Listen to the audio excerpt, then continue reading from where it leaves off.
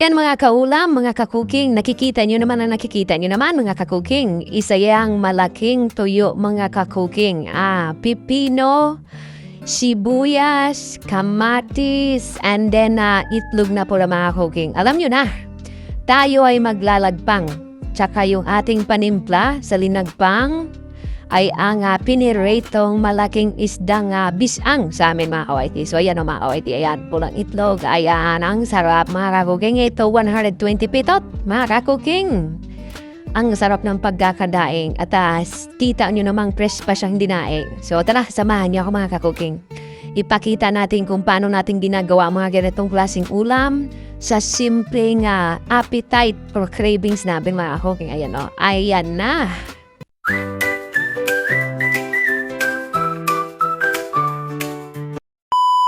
At ayun nga po, isama ko na sa pagsisira ng ating mga kinuwang ibang pagkain, tawid gutom na ating, yung alubaybay ang tawag sa amin yan. Alubaybay po. At syempre yung dilis na malinaw-linaw, yung silag kung sa amin, tsaka yung pusit na bilog, ayan. Simulan na natin ang pagprepare ng linagpang na na mikos-mikos pang ulam. Ayan yung tatlo. Yan, pang tawid gutom po. Pag tinamad po pumunta ng padingge or walang-wala talaga, pizza de peligro, meron tayong magasin na mahuhugot. And then at the same time, nag-cravings po kasi kami ng kinilaw na pipino na parang gusto namin siyang i-convert sa ulam na. So ayan ang ginawa namin. So naman, GPC na malaking isdang malaking isdang hinati yung binisang sa amin tawag. Biniyak yan tapos binirad. Ayan, medyo fresh pa siyang itsura, ang ganda ng itsura. 120 doon sa sa paningki namin mga kawaiti. Tapos ayan po, hinati na dahil piprituhin po iyan ni GPC. Tapos iyan ang gagawin nating panimpla doon sa doon sa gagawin nating linagpang. Yung kinilaw na sinasabi na pipino.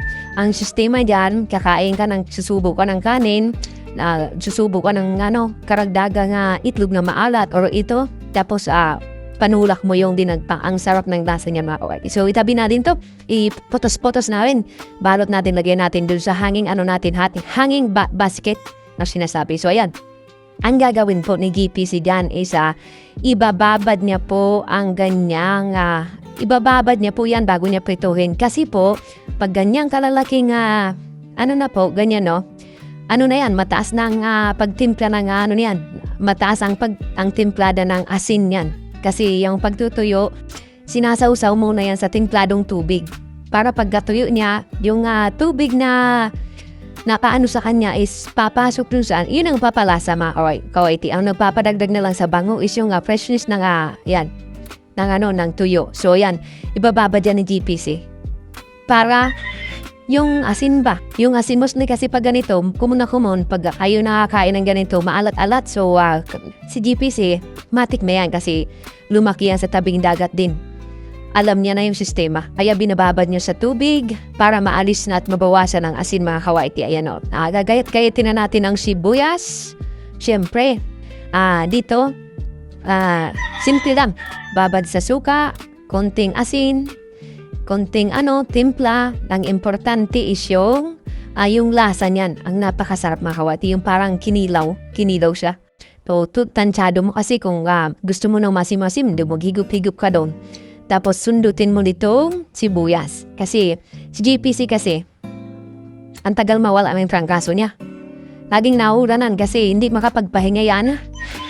Araw-araw din sa manukan. Ang daming ginagawa sa manukan. Tapos pag linggo, Sabado, andun siya sa labas. Tumutulong dun sa paggawa ng daanan natin doon. Daanan namin magkakapitbahay. So, buti nga, hindi na kami nabibisi doon sa pagpipremiere kasi nagpahinga muna kaming dalawa. So hindi pa rin, mas lalo pa rin nanibago yung pangangatawan niya sa ayan. Kaya sabi ko, tayo niyan, damihan mo ang sibuyas kasi yan, malakas makatanggal ng mga plima-plima, ubo, kung ano-ano mga hindi maganda sa katawan mo, yung mga virus. Ayan, sibuyas mga kawaiti. So ayan, gagayatin niya lang ng pinipino para siya, pwedeng papakin. Isaw-saw mo lang sa suka, papakin mo na yan. Ayan. Tapos dito naman siya, pipino, hinugasan nyo ng maigi. Mga kawaiti kasi, kasama na balat ng mga kawaiti. Kasama na natin ang balat sa pagkikilaw. Para yung lutong ba? Yung lutong ng pipino, mapansin nyo pag ang pipino binalatay nyo, hindi nyo nakain agad. Naglulumaymay na sinasabi. Pero pagkasama yung balat, maya-maya, pwede mo pa, hindi mo naubos, maya-maya, pwede mo pang hulitin papakinggan kasi malutong pa rin. Kasi andun yung balat, nakaintak yung balat niya. So, kain nga lahat kay DPC. Kain nga sa amin lahat. So, ayan, no. Ayan na, nai-ready na po lahat. Kamatis na lang. And then, syempre, mag-preparation this DPC, ayan, no. Ayan, ilalapat ng maayos yung primera nga lapat na sinasabi. Yung pipino. Ayan, pipino. Pipino muna. Tapos, ayan, isasalansan. Maraming salamat. So, ang iba dyan na nagtatanong bakit hindi kami dati nag-premiere or nagpahinga kami.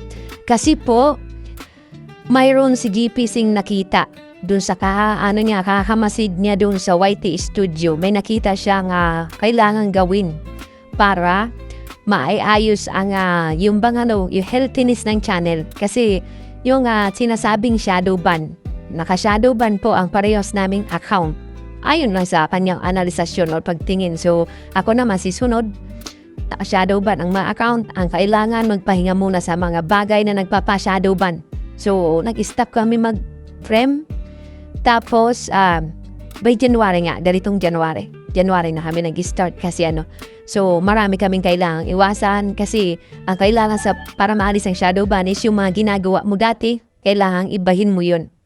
Para kahit papano, kung wala ka sa shadow ban, na-handle ka ni Lulu Whitey. Hindi ka hindi ka under punishment.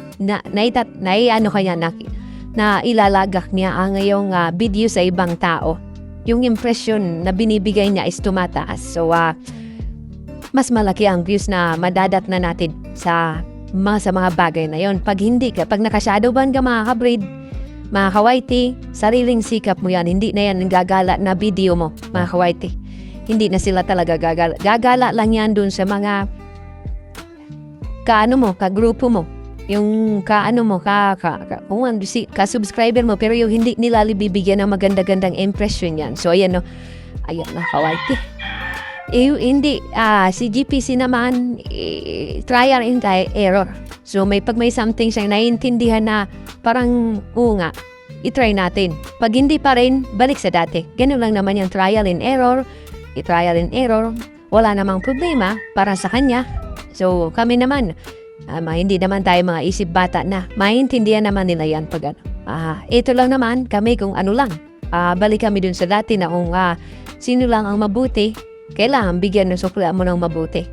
Pag sino man ang masama sa atin, may ginawang hindi maganda, huwag na nating entertainin.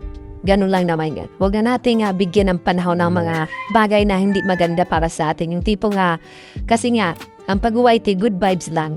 Huwag kang mag-create ng mga bagay na mag-aani ka ng mga bad vibes. Tapos pag mayroon kang bad vibes na napapansin, huwag mo nang i-entertain. So, ayun lang naman yun. So, kung sino lang ang nandyan, ganun. Suklian lang natin. So, ayan naman. Okay. Preparation done by GPC po. So, ayan na. Dinagyan na ng suka yan. And then, yung toppings natin is yung itlog na maalat.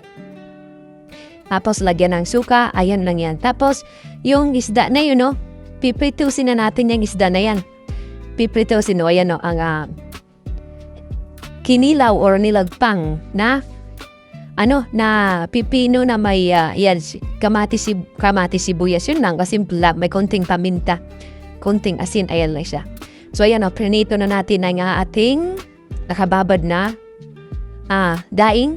Ayan, prinito na. Tapos ito na lang yung panimpla natin. Titimplahin lang. Pag kung medyo maalat man to, laylo ka doon sa subo, sa kurot. Pag medyo masarap, edi malaki ang ang kurotin mo dyan. Pag medyo maalat, isaktoin mo, ibalansin mo ba? Tapos medyo higup, pangkilaw o yan. Sakto lang. Yung cravings ba? Parang masarap kasi ganun. Yan ang ginagawa namin. Tapos para meron tayong video, record din share. Ganun lang naman po ang simpleng buhay ng isang maglalathalang kagaya natin. Huwag tayo kami, hindi po kami nag-expect na magbo-boom ang mga ganito. Taming lang natin, hindi yung viewers talagang nakapuko sa namin, kundi yung si Lulu Whitey. Kailangan kasi makapag-provide tayo ng videos sa ating mga YT para yung araw-araw ba yan, yung mga analytics natin is healthy, puro green arrow. So, ayan o. Ayan. Konting prito. Pasensya na kayo at kailangan kakasyahin lang natin sa 13 minutes ang video natin and then tutuloy-tuloy na tayo. Shout out sa mga kaibigan na patuloy na sumasabay, mga ka-members. Ma'am Maricar, Nix TV, thank you for always coming into my LS. Maraming salamat. Ayan po, binaliktad na po ni GPC. Ayan o. Umuusok-usok na mga ka-whitey. Yan, sarap niyan. Okay to, kahit medyo tostado, okay pa rin. Masarap na isda ito. Isdang bato na, mura lang ito sa Bicol namin. Mura lang daw ito, sabi ng GPC kasi, inaasin niya nga lang ito inaasin. Pero masarap siya pag inasin. Mga 3 araw mong lagyan ng asin, tapos mo lang, itago lang. Tapos pagka hugasan mo. Tapos timplado na siya, parang naluto na siya ng asin.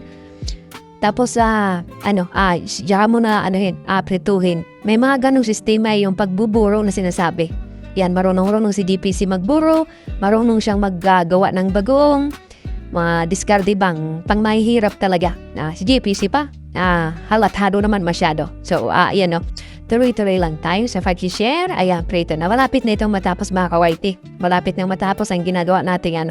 And then, maya-maya mag-kain-kain na ba? So, kunting tiis na. So, thank you pa rin.